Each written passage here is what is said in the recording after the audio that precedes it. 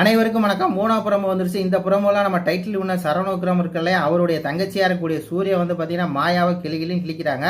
அவங்க சொன்ன ஒரு வார்த்தையும் கரெக்ட் தான். இதுக்கு மேலேயாவது இந்த மானங்கட்ட சரவண விக்ரமுக்கு புரியுதான்னு பார்ப்போம். மாயா விட்டு விலகி வருவாரான்னு பார்ப்போம். ஆனால் விலகி வரப்போகிறது இல்லை. ஆனால் அவங்க சொல்கிறாங்க அந்த 5 ஸ்டார் வாங்கும்போது பார்த்தீங்கன்னா அவ்வளோ இது இவனுக்கெல்லாம் என்னங்க ஒரு 5 ஸ்டார் அப்படிங்கிற மாதிரி அவ்வளோ கேஷுவலாக பார்த்தீங்கன்னா மாயா வந்து சொல்லுவோம். அதெல்லாம் எப்படி இருக்குது?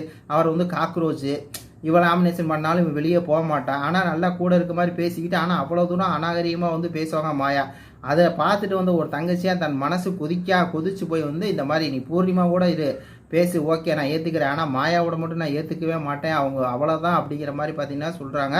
அது மட்டும் இல்லாமல் நான் அங்கிட்டு போனதுக்கப்புறம் நீ அங்கிட்டு போய் என் தங்கச்சி ஏதாவது பேசியிருந்தா ஃபேட் ஆகிருப்பாங்க, மன்னிப்பு கிணிப்பு கேட்டா அப்படின்னா அவ்வளோதான்னு ஒரு தங்கச்சி தன் அண்ணனுக்காக நின்றுக்குடா அப்படின்னு தான் சொல்லணும். ஏன்னா ஏற்கனவே ஒரு வீடியோ வெளியிட்டாங்க, எங்கள் அண்ணனை பற்றி யாராவது தப்பாக பேசுனீங்க, அவர் டைட்டில் உண்டுன்னு சொன்னதுக்கு ஏதாவது சொன்னீங்க அப்படின்னா அப்படி இப்படி சொன்னாங்களே, பரவாயில்ல ஏதோ தங்கச்சி அண்ணனுக்காக பேச வேண்டியதை பேசியிருக்கு. இதுக்கு மேலே அண்ணன் கேட்டாலும் ஒன்று தான், கேட்காம இருந்தாலும் நம்மளுக்கு என்ன வந்துச்சுங்கிற மாதிரி தான் இருக்குது. இது பற்றி உங்கள் கருத்துக்களை சொல்லுங்கள். நன்றி, வணக்கம்.